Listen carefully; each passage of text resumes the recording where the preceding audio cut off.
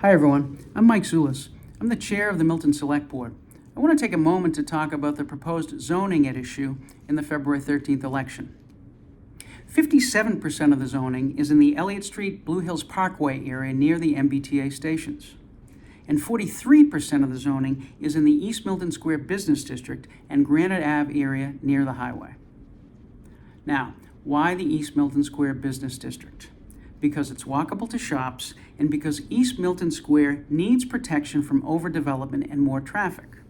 This plan does that by requiring lower building height, more open space, and bigger setbacks in East Milton Square. That's found at page 23 of the 28-page zoning proposal. It's a disincentive for developers in East Milton Square with a goal of keeping the status quo until East Milton residents get to decide on how they want the square zoned. If we vote no, those protections for East Milton Square will go away and we'll have more development and more traffic there. Why Granite Ave?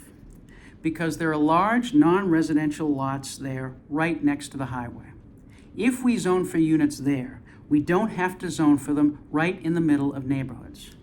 Specifically, the plan zones for 130 units at the American Legion property across the street from the golf course, not in the middle of any neighborhood. And the American Legion has said they'll never develop it, so we get credit for 130 units that don't have to be zoned in the middle of a neighborhood. And if they ever change their mind, there are other zoning protections in this proposal. The plan also zones for 368 units in the state-owned DPW lot on Granite Ave, which has 3 existing buildings, storage tanks, trucks, and a 200-car park and ride lot. There's no plan to develop or sell that land, and that state-owned land is not subject to our town's zoning anyway, so we get credit for 368 units that don't have to be zoned in the middle of a neighborhood. The plan also zones for 171 units in the commercial building past the highway exit, nearly a half a mile from any neighborhood in Milton.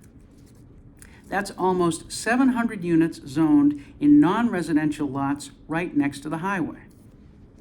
Now, because of the requirements of the law, we can't sprinkle zoning for those 700 units around town.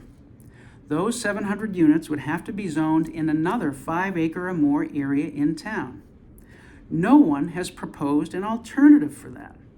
Now, there were alternatives studied on Randolph Ave and on Brush Hill Road near Fuller Village, but none of them were like those non-residential lots right next to the highway on Granite Ave. There's a reason that this was the last plan presented by our professional town planners and consultants. There's a reason that this was the last plan reviewed by the planning board. There's a reason that this plan was approved by 2/3 of your town meeting members who reviewed and debated it. And there's a reason that no one has proposed an alternative to this plan in nearly 6 months.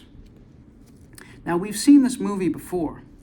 5 years ago, there was an organized effort to say no to the Falcone project on Adams Street in East Milton Square. It was a 50-unit project with commercial space and parking. The no leaders then made the same arguments that they're making now. The traffic, we don't have to follow the law, which was 40B. We'll negotiate. We'll win in court. Well, the no leaders won, and they defeated the Falcone project. But we had to follow the law. There was no negotiation, and no one won in court.